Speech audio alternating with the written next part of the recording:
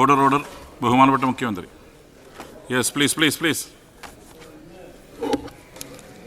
ബഹുമാനപ്പെട്ട ഗവർണർ സഭയെ അഭിസംബോധന ചെയ്ത് നടത്തിയ നയപ്രഖ്യാപന പ്രസംഗത്തിൽ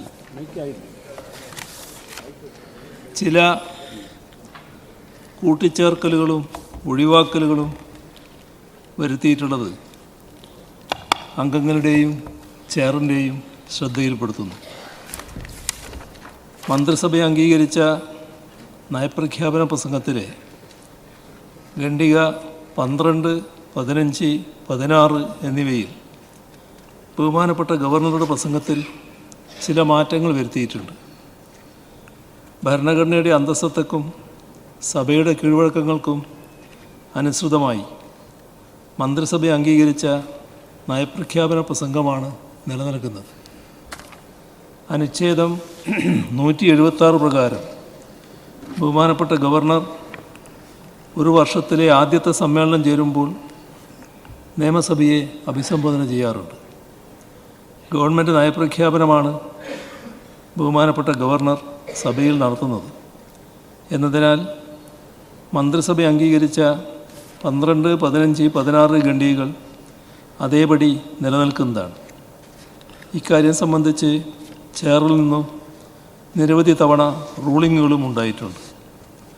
മന്ത്രിസഭ അംഗീകരിച്ച നയപ്രഖ്യാപന പ്രസംഗത്തിലെ ഖണ്ഡിക 12 ആദ്യ വാചകം ഇപ്രകാരമാണ്: കോട്ട്, ഇത്തരം സാമൂഹികവും സ്ഥാപനപരവുമായ നേട്ടങ്ങൾ കൈവരിച്ചിട്ടും ധനകാര്യ ഫെഡറലിസത്തിൻ്റെ ഭരണഘടനാപരമായ തത്വങ്ങളെ ദുർബലപ്പെടുത്തുന്ന യൂണിയൻ ഗവൺമെൻറ്റിൻ്റെ തുടർച്ചയായ പ്രതികൂല നടപടികളുടെ ഫലമായി കേരളം ഗുരുതരമായ സാമ്പത്തിക ഞെരുക്കം നേരിട്ടുകൊണ്ടിരിക്കുകയാണ്. ഉദ്ധരണി അവസാനിച്ചു. ഈ വാചകം ബഹുമാനപ്പെട്ട ഗവർണർ ഒഴിവാക്കിയിട്ടുണ്ട്. മന്ത്രിസഭ അംഗീകരിച്ച നയപ്രഖ്യാപന പ്രസംഗത്തിലെ ഖണ്ഡിക 15 അവസാന 2 വാചകങ്ങൾ ഇപ്രകാരമാണ്: സംസ്ഥാന നിയമസഭകൾ പാസാക്കിയ ബില്ലുകൾ ദീർഘകാലമായി കെട്ടിക്കിടക്കുകയാണ്. ഈ വിഷയങ്ങളിൽ എൻ്റെ സർക്കാർ സുപ്രീം കോടതിയെ സമീപിക്കുകയും അവ ഒരു ഭരണഘടനാ ബെഞ്ചിന് റഫർ ചെയ്തിരിക്കുകയുമാണ്. ഉദ്ധരണി അവസാനിച്ചു. ഈ വാചകം ബഹുമാനപ്പെട്ട ഗവർണർ ഒഴിവാക്കിയിട്ടുണ്ട്.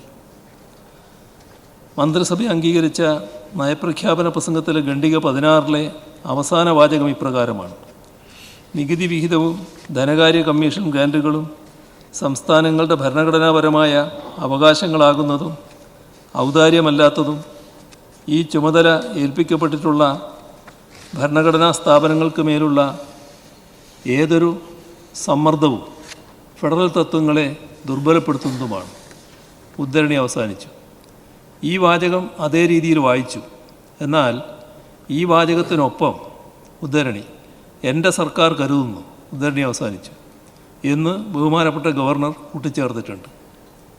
നയപ്രഖ്യാപന പ്രസംഗത്തിൽ ബഹുമാനപ്പെട്ട ഗവർണർ ഒഴിവാക്കിയവ ഉൾപ്പെടുത്തിയും കൂട്ടിച്ചേർക്കലുകൾ ഒഴിവാക്കിയും മന്ത്രിസഭ അംഗീകരിച്ച നയപ്രഖ്യാപന പ്രസംഗം അച്ചടിച്ച് വിതരണം ചെയ്തിട്ടുണ്ട്.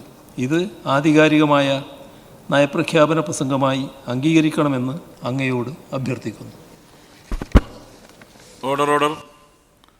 ബഹുമാനപ്പെട്ട മുഖ്യമന്ത്രി ഇവിടെ ചൂണ്ടിക്കാണിച്ചത് വളരെ സുപ്രധാനമായൊരു കാര്യമാണ്.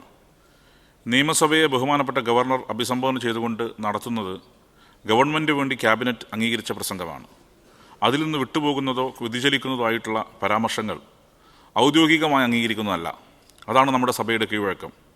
മുൻകാലങ്ങളിൽ സമാന സന്ദർഭങ്ങളിൽ പല പ്രാവശ്യം സഭാധ്യക്ഷന്മാർ ഇക്കാര്യം വ്യക്തത വരുത്തിയിട്ടുള്ളതുമാണ്. ബഹുമാനപ്പെട്ട മുഖ്യമന്ത്രി പ്രത്യേകമായി ചൂണ്ടിക്കാണിച്ച പരാമർശങ്ങളുടെ കാര്യത്തിലും മുൻ തീരുമാനം തന്നെയാണ് നിലനിൽക്കുന്നത് എന്നാണ് ചെയറിന് ഇത് സംബന്ധിച്ച് സൂചിപ്പിക്കാനുള്ളത്. ഓർഡർ.